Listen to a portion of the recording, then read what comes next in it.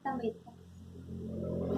selamat siang. Perkenalkan saya Tri Yuni Astuti, staf pengajar Prodi Arsitektur Fakultas Sains dan Teknologi Universitas Widya Mataram.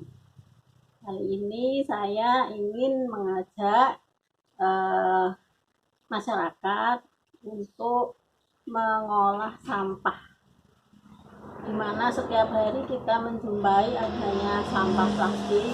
Ini contoh sampah plastik yang kami kumpulkan di dapur, yang kami dapatkan ketika berbelanja. Nah, kalau bisa sampah plastik itu jangan digunakan hanya sekali saja kemudian dibuang, karena akan menyebabkan sampah plastik menjadi menumpuk. Ya, jadi kalau bisa plastik yang masih bisa digunakan kita gunakan, mungkin bisa untuk belanja lagi, bisa untuk menampung sampah-sampah yang lain untuk dikumpulkan kemudian dibuang. Dan ingat bahwa sampah yang dibuang adalah sampah yang betul-betul sudah tidak bisa digunakan lagi. uh, Sampah ada dua macam, sampah organik dan sampah anorganik.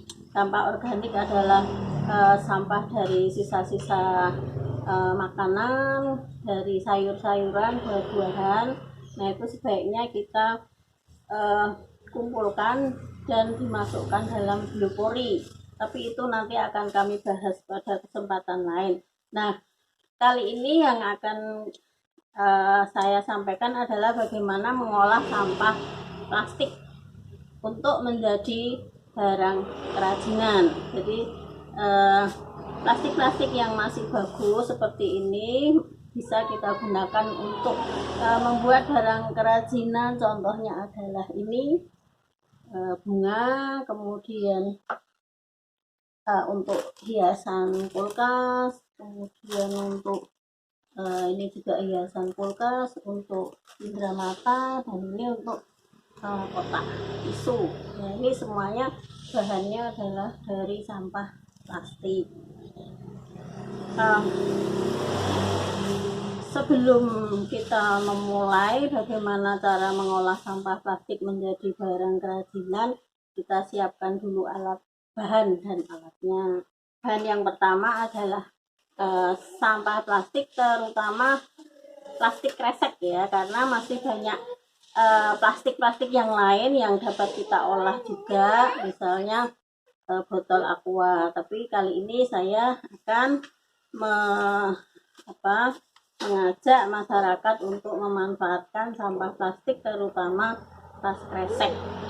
Jadi kita pilih tas kresek yang berwarna-warni, yang menyerupai bunga, karena kita akan membuat kerajinan bunga dari tas kresek.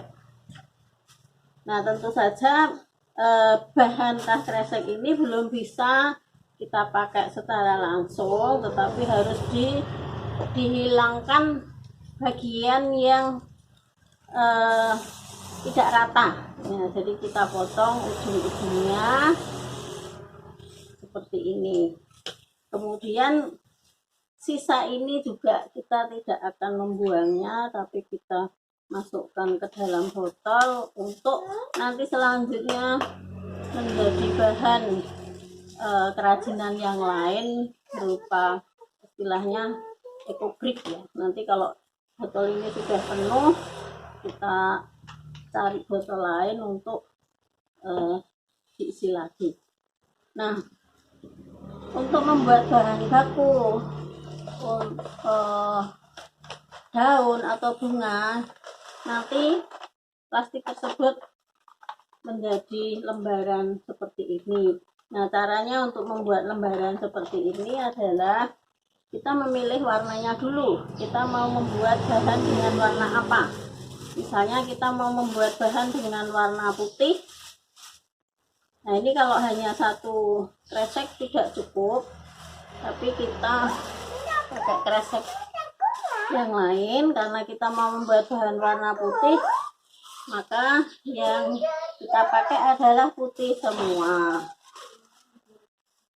Kebetulan ini saya sudah menyiapkan bahan warna putih. 3 lembar ya, untuk mendapatkan hasil yang pas itu 3 lembar. Kemudian plastik tersebut kita press. Nah, kita tidak perlu menggunakan alat press yang mahal, tapi kita hanya cukup memakai setrika dengan dasar yang tidak empuk. Artinya ini meja, kemudian saya beri beberapa lapis kain. Kalau di bawahnya menggunakan spons, hasilnya tidak bagus karena nanti akan terjadi gelembung-gelembung udara seperti ini. Nah, ini plastik kita buat 3 lembar. Usahakan tidak ada gelembung udara di dalamnya. Kemudian di atasnya kita lapisi dengan kertas minyak supaya plastiknya tidak langsung terkena setrika. Nah, sebenarnya pakai kertas yang lain juga bisa, cuman kalau kertas minyak kan transparan, jadi kita bisa melihat hasilnya. Menggunakan kertas koran juga bisa, tapi nanti cetakannya akan menempel di plastik. Nah, ini kita akan coba setrika supaya menjadi bahan yang bisa kita gunakan. Setrikanya kita panaskan dulu maksimal, kemudian kita gosokkan di atas plastik yang atasnya sudah diberi kertas minyak. Gosok pelan-pelan satu arah supaya tidak terjadi gelembung udara di dalamnya.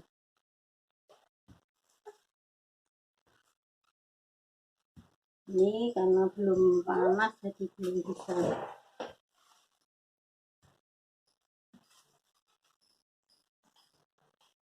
Karena tempatnya sempit ya, ini satu arahnya, maksudnya satu arah secara vertikal.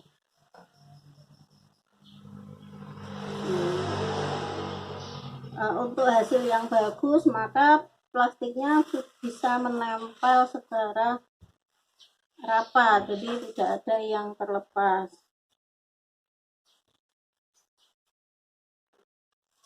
Oke, kita lihat ini harus dibalik dulu supaya rapat.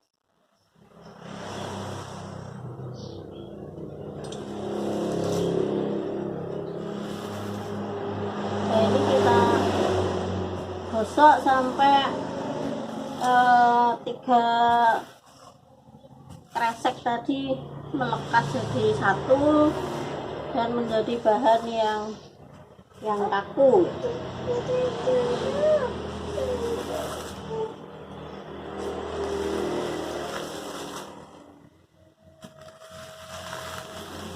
Nah, ini sudah mulai panas, bahannya sudah mulai melekat.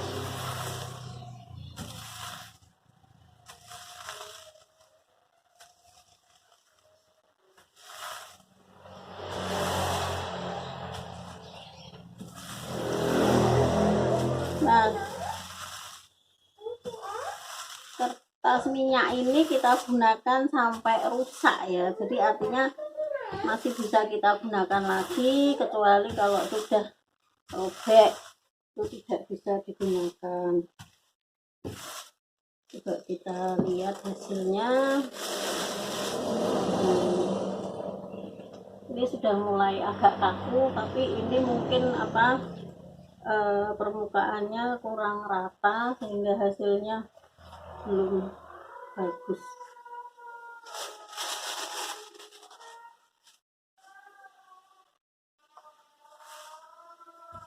Oke, kita gosok terus sampai betul-betul menjadi bahan yang bisa diolah.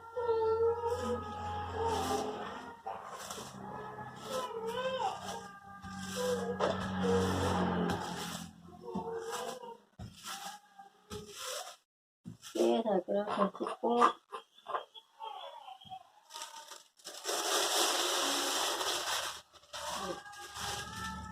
Nah, setelah menjadi bahan seperti ini, nah ini bisa kita gunakan untuk bahan baku membuat kerajinan. Nah, hasil yang bagus kalau perlapisnya itu tidak bisa dibuka lagi, jadi betul-betul menyatu menjadi bahan plastik yang lebih kaku.